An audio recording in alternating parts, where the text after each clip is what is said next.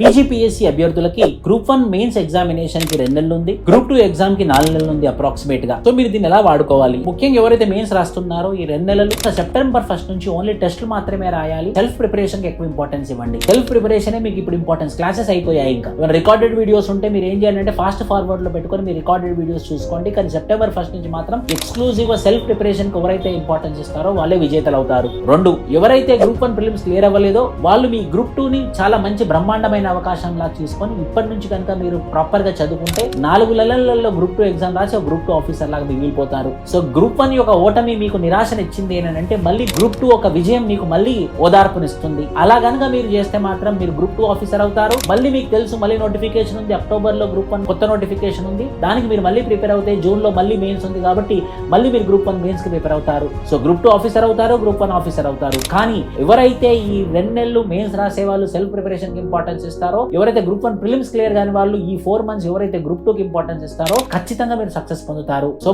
Be strong. ఈ రోజు నుంచి యాక్టివ్ మోడ్ లోకి వచ్చేసేయండి, ఫ్లైట్ మోడ్ నుంచి బయటకు వచ్చేసేయండి.